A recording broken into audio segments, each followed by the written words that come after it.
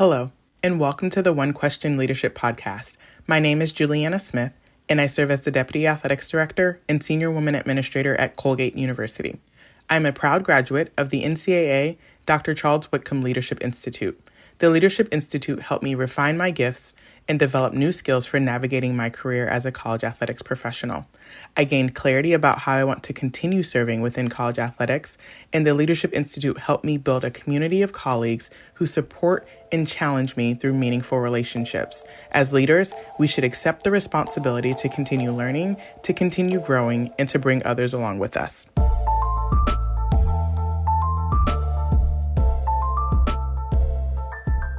Greetings, this is Ty Brown, and welcome to the One Question Leadership Podcast, where we highlight executive and organizational leadership. Be sure to follow us on Twitter and Instagram at 1Q Leadership. Our guest today is Darrice Griffin. Darrice is the Senior Deputy Director of Athletics at University of Georgia. Greetings, Darrice. Thanks for joining us. Thank you. Thank you for having me. Thank you for the invitation. Now, Darrice, you spent time at University of Massachusetts and Columbia. You've been in the industry for almost 15 years, including roles supervising football, amongst other sports, student-athlete development, internal operations, and other important functions within an athletics department. So I think, including your playing time, your familiarity with leadership, I think will make for a good conversation here on the podcast. One thing I do wonder about the position you're in a position where, especially at Georgia, where women in leadership positions isn't something that's foreign, right? People have come out and become athletics directors.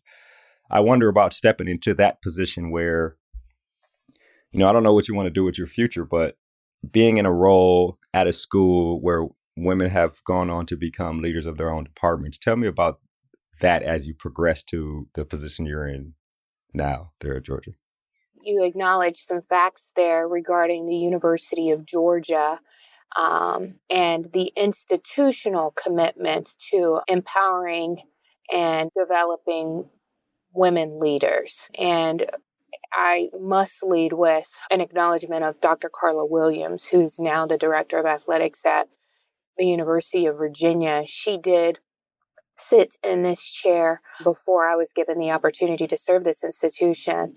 And I followed her career from afar, being a Black woman. And when I watched with pride and inspiration her deliver her welcoming remarks at her press conference at UVA, I immediately said, I want to learn about Georgia and I want to know what they're doing with her position, because what I heard that day was a leader speak very highly of this campus community and this environment.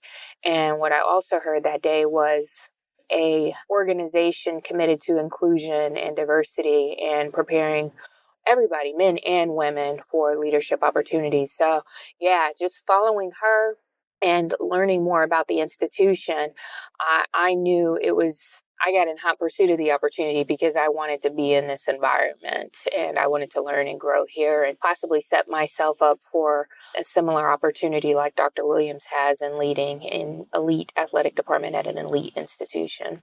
Yeah, right, which is important and very influential in terms of the industry and in terms of just women or people just seeing from afar, like you just mentioned. Yeah, that's why meaningful representation is so important. And so, yeah. It is 100%. One thing I do want to know is about your role as Senior Deputy Director of Athletics. Of course, the role of Deputy Athletics Director can be defined in a number of different ways at a number of different institutions throughout the country, throughout college athletics on all divisions, right? And you actually have been the Deputy Director of Athletics before you arrived at Georgia. But thinking about your role specifically there, Senior Deputy Director of Athletics, you have a number of responsibilities and a number of different decision points that you have to make when executing your role. What do you consider your primary decision-making point that's tied to your position? Or is there a primary decision-making point? Is there one thing you're really responsible for, or is just everything is important, everything is top priority? How do you balance that in terms of making decisions? Yeah, I would say there's not just one primary decision-making point. There are many. And it depends on the issue, the item, or what we're trying to lead through or manage through. For me and the Athletic Association, we try to step into situations focusing on the values of the institution and our defined priorities, and then collaboration, making sure we got all the right people around the table, given whatever the issue or the item or the opportunity may be. And then us working together to make the most effective or the best decision for the organization and for our people. On a personal level, I think protect the institution, protect our people. And what do I need to do to, work through solutions, resolutions, and what I may present to our director of athletics or, university president regarding any issues or, like I said, opportunities that we may be facing. You said two things there I want to kind of climb into a little bit. You said when making a decision, you think about the values of the institutions and the priorities for the athletic association there at Georgia. When we first opened up, you said you saw Dr. Williams and she gets the job and you're thinking maybe Georgia's something I need to look at because of the way they, have emphasized and promoted women in leadership roles. I wonder when you interviewed and when you get to the job and you have to learn, right, the values of the institution and the priorities for the department. Tell me about how those aligned with you specifically, right? Because you could have interviewed and sat down and realized, I don't even fit in this institution because their values don't align with my values. But I wonder about those two, the fit when you were onboarding with the association and deciding that, yeah, this is a place I want to be because of the values of the organization and the priorities that tie to athletics. Three themes emerged in the interview process, which were key for me in making the decision to join the athletic association. And those three themes have been pervasive and true in my experience here thus far.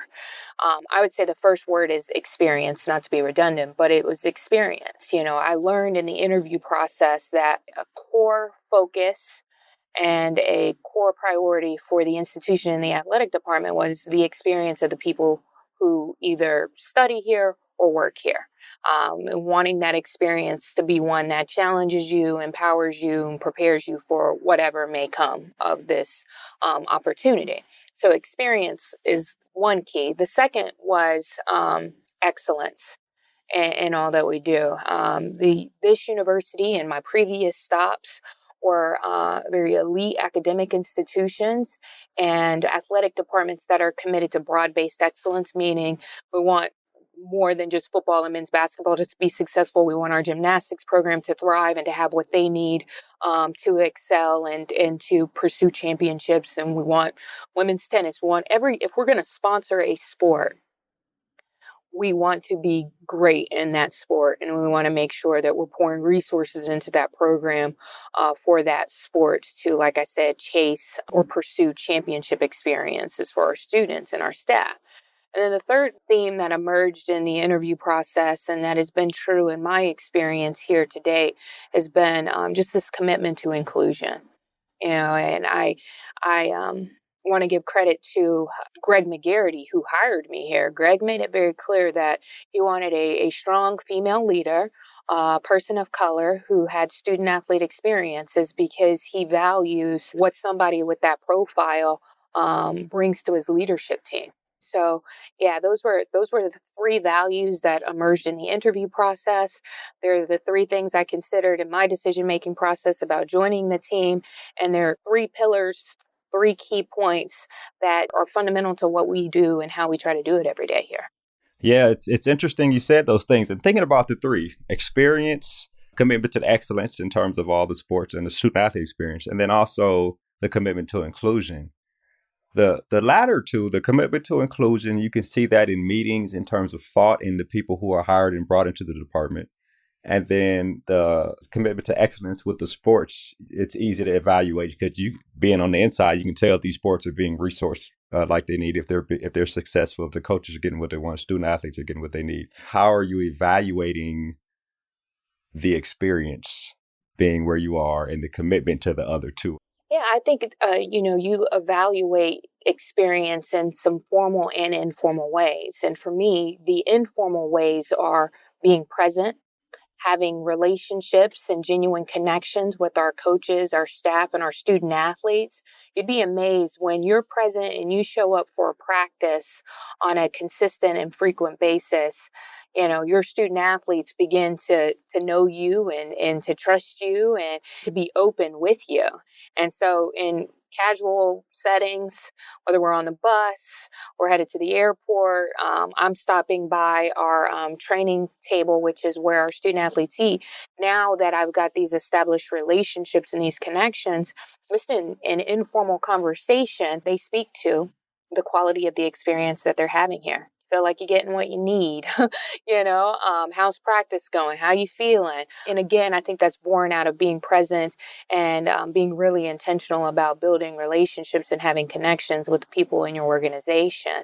And that's true for staff and coaches. We've got an incredible leader in Coach Joni Taylor, who leads our women's basketball program here. Because of how much we talk regarding the program and program operations, I'm confident that she is having a great experience leading our women's basketball team here, just because of the nature of our relationship, the power and the strength of the working relationship that we have. So, yeah, those are the informal ways that you test and analyze experience, just being present and having relationships with your people. And then there are more formal surveys that we administer to help us understand. We have qualitative and quantitative data that we seek on an annual basis from student athletes and staff regarding our environment, the culture, the climate, whether or not people feel like we're servicing and supporting them and setting them up for success based on the resources and the investment decisions that we make. So informal and formal ways to test and analyze the experience that our people are having in the athletic association. It's interesting. The conversation it keeps going back to this servant leadership thing, right? I ask you a question about you and you're talking about how you are serving others. I wonder about the informal way of gauging other people's experience. Does that feed your personal satisfaction in knowing that I'm doing a good job? If people are, A, like you mentioned, comfortable enough to tell you whether they're doing well or not doing well, or B, people are happy to tell you that things are going excellent and I have what I need, and you can tell we are succeeding by the way our student athletes look or doing, or the way the score we're getting, or whatever it is. I wonder if that's something that internally helps you gauge on if you're doing your own good job, because the people are comfortable enough to feed into you the good, the bad, the great, the challenges, etc. You said the word servant leadership, and that's true. I try to show up every day as a servant leader. I think it's a privilege to serve this institution. I'm not here if our student athletes and our coaches aren't here. So yes, I do attack every day and every opportunity in working here to serve our people. And I do feel like one of many hallmarks or measures that I'm evaluated on as a leader in our organization is, are the people around me confident in me and psychologically secure enough with me to engage in candid conversations with me regarding their experience. And so, yes, it is important to me. And I think a part of my job, given the scope of my responsibilities, for people to feel confident and comfortable in coming to me regarding their experience here. The informally, I'll give you an example. For me, if I wrote a paper in school, if you just tell me I did a great job on a paper, I don't know how to improve. Where can I improve if you just tell me I do a good job? But give me the paper back with a bunch of red marks on it. I know that there are areas for me to improve. And it sounds to me the way you gauge yourself, in addition to being evaluated by whoever you report to, there's also this internal gauge of, are people comfortable enough? Or, like you mentioned, are people psychologically safe enough to come to me with issues? Are people, and that's kind of an internal gauge to know that, I am doing a good job here. The things that we are doing as a department and things I am doing in this role are working, so people are happy. I think that's a very impressive thing. I've had many people model the way for me, so yes. I wonder about that, because that's a very specific way of being a servant leader, and a specific introspective way of gauging yourself there. I wonder, you've been in the deputy role before, right? You've been in a role to be the chief anticipator for an athletics director before. And I wonder if your leadership has always been this way or if there was an evolution of it, because you were a celebrated student athlete and sure you had a leadership role then. You've been in this role, deputy. You've been in a number of roles throughout your career in almost 15 years in college athletics. So I wonder about the evolution of your leadership philosophy and how you arrived to where you are. Early in my career, it was definitely the servant mentality. I worked at Columbia University. And thankfully, that's an environment where you have to wear many hats. And I tell people that I believe I was given the promotional opportunities that I was given at Columbia University because I did approach the position there from a position of service and a growth mindset. So I wanted to know what we were doing in event operations and why we did it that way. And can I work an event with you to learn? I wanted to understand the world of philanthropy and college athletics. And so if we have an event and you need somebody to work the check-in table, I will do that. So yes, I started from a position of servant leadership. I believe that I've been given the promotions that I've received and advanced in my career because people recognized and appreciated that servant leadership mentality.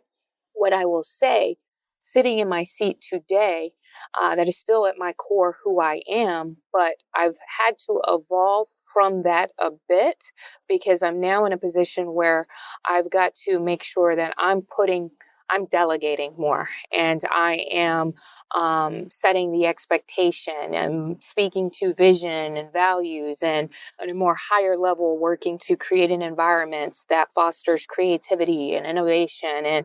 And so in doing some of those things at the highest level for the organization, I can't quite get in the weeds like I once did regarding, let me help you with this, let me help you with that, so in summary, what I'm saying is I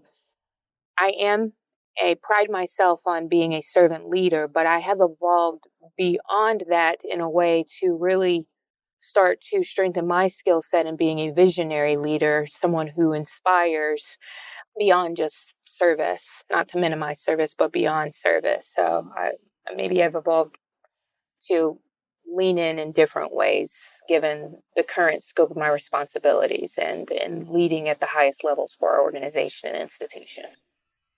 Yeah, what I hear you saying is you're still a servant leader. Yes. Just the perspective of how you serve people has grown and evolved a bit, right? Yes. Thank you.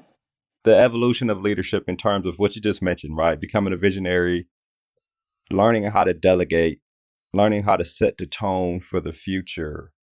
While it's impossible for us to tell how we will evolve to become the leader we are ever evolving to become, we are laying the groundwork in what we're doing to become that person. Can you tell me what you do now to help you become whoever it is you're trying to be further down in your career? I mentioned the word growth. I mentioned growth mindset earlier. And, as I am keen on continuous development and growth and learning, I have tried to build a network of leaders who have demonstrated over the course of their career excellence, success, values that I'm inspired by. And so I've tried to make intentional connections with leaders across industries to learn more from them, those people who've been there and done that and have the time to mentor me and to be a sponsor and an advocate. And so I would say that, I'm looking at the leaders across different organizations and different industries to help me continue to evolve and grow and develop. And the nature of what we discussed so far, I imagine you do some of that learning from the people that you're serving, right? Some of these student athletes probably can teach you something that, that's an excellent idea. Let's do that. Oh, Right? absolutely. Absolutely. It's for some reason, many think that your mentors have to look a certain way and, have been in the business for a certain number of years. What I am finding every day, especially given how important it is for me to remain connected to our student athletes, they're the innovators. They're the creative ones. the ones who inspire forward thinking and innovation and all of the things that we need, right, to keep progressing and to keep advancing. So no, I don't limit the mentor role to a certain mold, if you will. No, I'm looking for insights and intel and thoughts and ideas from anyone who will share it. I've got an open mind when it comes to that. Trying to summarize what I've learned here, really, in this conversation. The three things: the experience of you and the people around you, the commitment to excellence in terms of student athlete experience, coaches, and the sports, and then also a focus on inclusion. I think this has been an excellent conversation, Darrice. I really appreciate you joining us here on the One Question Leadership Podcast. No, thank you for what you're doing with this podcast. And I'm humbled and honored to be included. So I appreciate this more than you know. Yes, ma'am. I actually will plan to have you on in a couple of years where I see either what you're doing at Georgia or where you're going in your career. There you go. I appreciate it. Look forward to it. That was Darrice Griffin. She is the Senior Deputy Director of Athletics at University of Georgia. And of course, I am Ty Brown with the One Question Leadership Podcast. And keep in mind, the role of a leader is to create and maintain an environment that people want to be a part of. And as always, be better tomorrow than you are today.